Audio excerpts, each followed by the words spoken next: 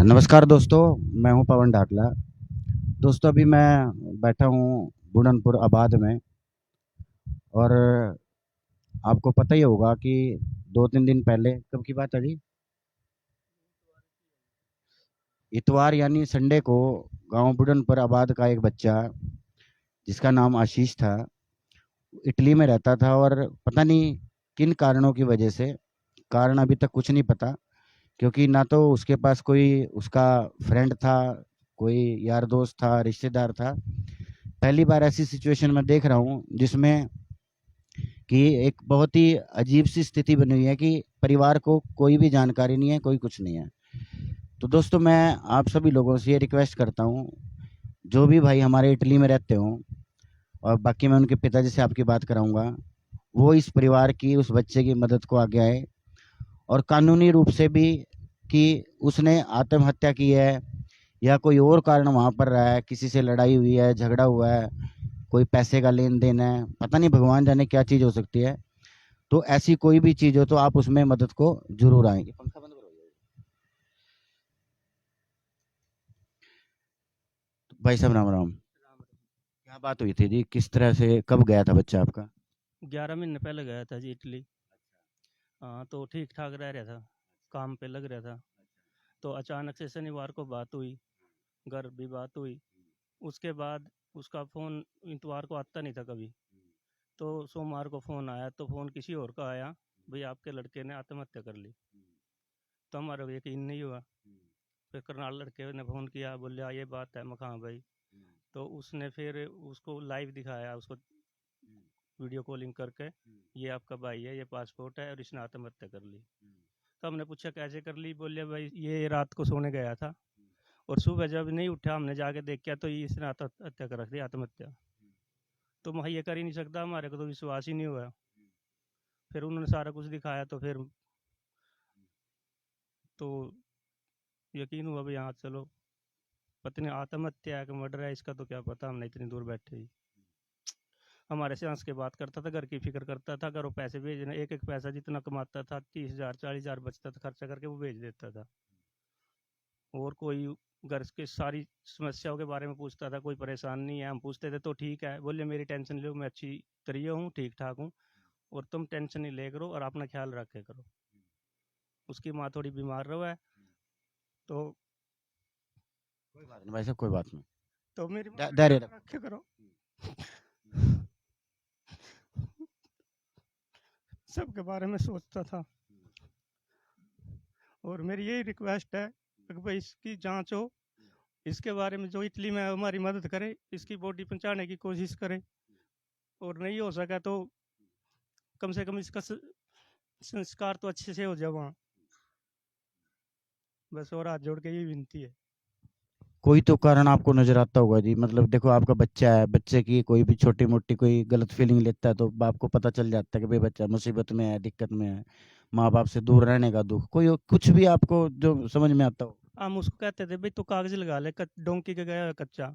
बोले बहुत बड़ी उम्र में 6 साल में आऊंगा, कागज अभी नहीं लगाऊंगा। उसके साथ के लड़कों ने कागज लगा लिए, बोले मनाने की जल्दी थोड़ी है, मैं तेरा दिल लग रहा है और दिल काम करना है और काम करेंगे, हम तो मजदूरी कर रहे हैं उड़ा के, और परिवार करके लिए कर रहे हैं, और वो करेंगे, 2 पैसे इकट्ठे करके भेज दूंगा, उसके बाद कागज लगा लूंगा मैं 1 साल बाद।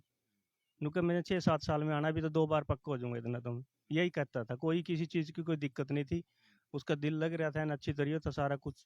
मैं घूम फिर के आकर भाई घर, मतलब संडे न घर ही रहता हूँ, जाया कर, तो पता लगा घूमने जाता था, कोई दिक्कत नहीं थी। हाँ जी। कौन से शहर में था वहाँ पे जी? इटली में था, ब्रेसिया में। हम्म। तो जिस तरह हमारे समाज से बहुत सारे बच्चे हजारों की संख्या में मेरे ख्याल से इटली में होंगे। हमारा पूरा एक गांव है देरडू, जिन्हें छोटा इटली गांव है, वहाँ सारे इटली में हैं। तो आपका किसी से बातचीत चल रही है जो इटली में हो, उसके संबंध संपर्क में हो? हमारे गांव के 2 लड़के हैं, उनसे बात चल रही है। वो क्या नाम उनका जी? एक का राजेंद्र है और दूसरे का मैं नाम नहीं जानता, भाई हैं दोनों, राजेश है। उनसे बात चल चल रही है। वो गए थे उस दिन, पुलिस की प्रक्रिया चल रही थी। वो बोले इसमें तो हमारा कोई काम नहीं है और ये होलन दो, उसके बाद फिर जैसे ही होगा हम देखते हैं। उसके बाद वो बोले भाई जो जिसके पास था वो करवा रहा है काम और वो करवाएगा। अभी कोई खास वो नहीं है उनका। और क्या कहना चाहोगे आप कि समाज से क्या रिक्वेस्ट करते हो? पता क्या है, हमारा सारा समाज ही बाहर जा लिया और रोज इस तरह की घटनाएं देखने को आ रही, मन दुखी हुआ। क्या कहना चाहोगे आप? और आप वैसे भी एक गरीब परिवार से हो, तभी बच्चा आपने बाहर भेजा, और समाज से क्या रिक्वेस्ट करोगे आप? समाज से तो यही रिक्वेस्ट करूंगा जी, इस केस में मेरी मदद की जाए। जैसे भी जिस पे हो वैसी मदद करे, मेरे बच्चे को वापसी लाने में करे। और जो हमारे पे मुसीबत है इसके। आप क्या काम करते हैं जी? मैं थोड़ी छोटी मोटी खेती है जी, एक छोटा सा पोल्ट्री फार्म है जो आजकल घाटे में चल रहा है। सभी का, मेरा क्या, सभी का ही घाटे में है 1 साल से। उसमें भी काफ़ी लॉस हो गया, 8-9 लाख रुपया लॉस चले गया 1 साल में कोरोना के बाद। और यही चला रहे बस। कितने बच्चे हैं आपके जी? 2 लड़के थे जी। एक लड़का ज़मीन बेच के बाहर भेज दिया था, एक यहाँ ये छोटी मोटी नौकरी करे। हाँ जी। आपका क्या शुभ नाम है जी? समीर चंद जी।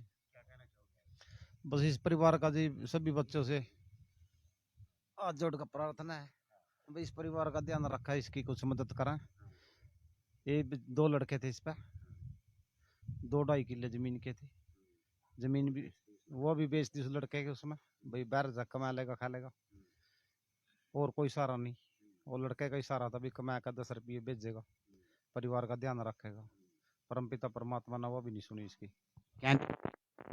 ये इसको जी परसों की बात है, परसों हमारे पास 10 बजे फोन आया था। तो अभी आपकी बात चल रही है? वैसे मैंने पिताजी से भी पूछी बात, किसी से बात हो रही है आपकी उस बारे में, भाई क्या चल रहा है क्या नहीं चल रहा है? उन लड़कियों से ही बात हुई जी, जो हमारे गांव के लड़के हैं। क्या कह रहे वो? वो कह रहे भी हम जैसी मदद होगी उसी करेंगे। मतलब कर क्या रहे, बॉडी का संस्कार करने की बात कर रहे हैं या वापस भेजने के लिए कोई प्रयत्न? जोड़े की ये कागजी कार्रवाई नहीं हो रही पूरी। हाँ, बस मैं तो यही कहूँ जी, इस परिवार का जो भी बिरादरियों पर बच्चों पर जो भी होगा इसका सहारा लगाए। आज आज शाम को 4 बजे आपको रोड धर्मशाला में आना जी। वहाँ पे महासभा की तरफ से भी और समाज की तरफ से भी जो आपकी मदद होगी वो करी जाएगी, ठीक है, गाँव को साथ लेके मत। तो दोस्तों, ये आपने एक व्यथा सुनी, बहुत ही मतलब अब तो ऐसा हो गया कि दिल ना रोने को भी नहीं करता कि इस तरह की चीजें ना हर रोज सुनने को मिल रही हैं। लेकिन फिर भी आप लोगों से हाथ जोड़ के यही रिक्वेस्ट है, प्रार्थना है आपसे कि इटली में आप इतने हमारे यहाँ से गए हुए हैं, पूरा का पूरा देहरादून गांव वहाँ पे है, हजारों बच्चे हैं। तो मदद का ये तो एक सिलसिला है दोस्तों, कभी खत्म नहीं होता। और जितनी किसी की मदद की जाए दुखी परिवार की, उतनी हम लोगों को करनी चाहिए। आपसे हाथ जोड़ के प्रार्थना है इस परिवार की तरफ से और परिवार की भी कि उसका जो अंतिम संस्कार है, परिवार तो ये चाहता है कि यहाँ पर बच्चा आ जाए और यहाँ पर उसको जो भी उसकी आत्मा को शांति मिल सके, जिस तरह से हमारे रीति रिवाज है। और साथ साथ दोस्तों, फिर वही बात, एक बात फिर रिक्वेस्ट करना चाहूँगा, ऊपर मैंने डिटेल्स में अकाउंट नंबर और गूगल पे नंबर लिखा है। जितना जिससे हो सके दोस्तों, बूंद बूंद से सागर भरता है। आप 1 रुपया भी देंगे वो भी कहीं ना कहीं 1 लाख के बराबर है। जितना हो सके इस परिवार की, दुखी परिवार की मदद करें। छोटा भाई है, वो भी बेरोजगार है, और जो खाने कमाने वाला था, परिवार की हालत को सुधारने के लिए कहीं ना कहीं इन्होंने, जो हर व्यक्ति कर रहा है, कोई इन्होंने कोई अलग नहीं किया कि अपनी कोई ज़मीन बेच रहा है, कोई कर्जे पे पैसा उठा रहा है, कोई कुछ कर रहा है तो भेजा। तो मैं आप लोगों से दोबारा से हाथ जोड़ के यही प्रार्थना करूंगा कि जितना हो सके इस परिवार की मदद करें, जिस भी रूप में आप मदद करना चाहें। और बाकी शाम को 4 बजे परिवार को रोड धर्मशाला में बुलाया है। इसके अलावा एक गुनियाना के परिवार के ऊपर भी मुसीबत आई हुई है, उनकी भी हमें मदद करनी है। तो आप जिस भी रूप में चाहें आप मदद करें। किसी को कोई इन्फॉर्मेशन चाहिए, कोई जानकारी चाहिए, मैं अभी सचिन का मोबाइल नंबर इसमें डाल दूंगा, अभी मैं नहीं डाल पाया। और किसी से मुझसे बात करनी हो, इस बारे में कोई जानकारी लेनी हो, इनके घर के बारे में पता करना हो, तो मेरा मोबाइल नंबर है 8929422022। पैसे आपको इनके गूगल पे अकाउंट में या जो अकाउंट नंबर